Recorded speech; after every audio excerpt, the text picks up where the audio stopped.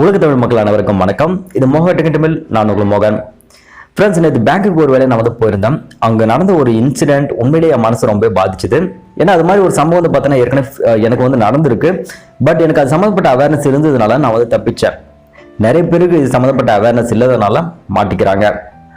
ஒரு முதியவர், அதாவது பார்த்தீங்கன்னா ஒரு முஸ்லீம் முதியவர், அவருடைய மகன் பார்த்தீங்கன்னா ஒரு 26 வயசு இருக்கும். ஆட்டோ ஓட்டுவார் நினைக்கிறேன். அவர் கையில் ஒரு பேப்பரோட வந்திருந்தாரு.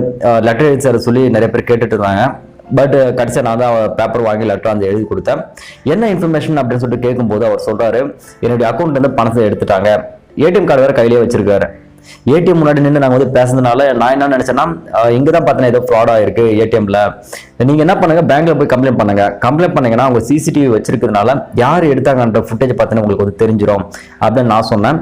பட் அவங்க என்ன சொன்னாங்கன்னா, இந்த ஏடிஎம்ல என்னுடைய பணம் மிஸ் ஆகல, எனக்கு பேங்க்ல இருந்து கால் பண்ணாங்க. பேங்க்ல கால் பண்ணி எனக்கு சிசிவி நம்பர் பிளஸ் என்னுடைய பின் நம்பர் கேட்டதுனால ரெனியூவல் பண்ண சொல்லி நான் உடனடியாக கொடுத்துட்டேன். என்னுடைய அக்கௌண்ட்ல இருந்து பார்த்தீங்கன்னா பணத்தை எடுத்துட்டாங்க அப்படின்னு சொல்லிட்டு சொல்றாரு. ஏன்னா அவருடைய நம்பருக்கு பார்த்தீங்கன்னா மெசேஜாக வந்திருக்கு. மொத்தமே 4000 ரூபாய் தாங்க அவர் அக்கௌண்ட்ல வச்சிருக்காங்க.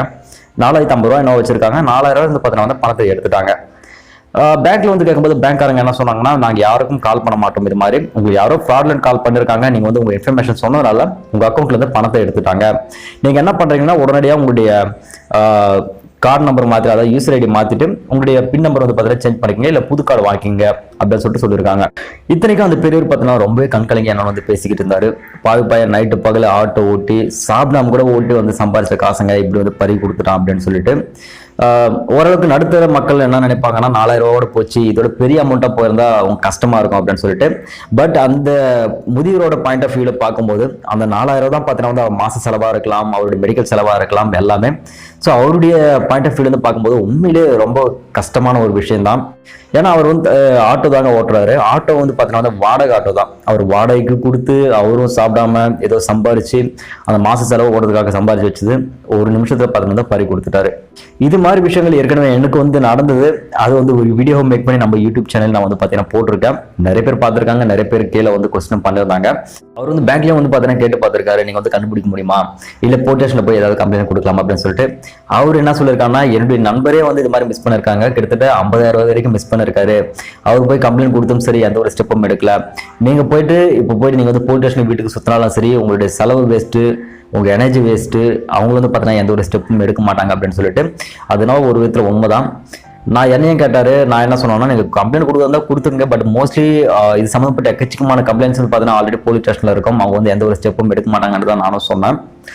இனிமேலும் எந்த ஒரு ஃப்ராட்லண்ட்டும் நடக்காம பாத்துங்க அப்படின்னு சொல்லிட்டு லெட்டர் எழுதி கொடுத்துட்டு நான் வந்தேன்.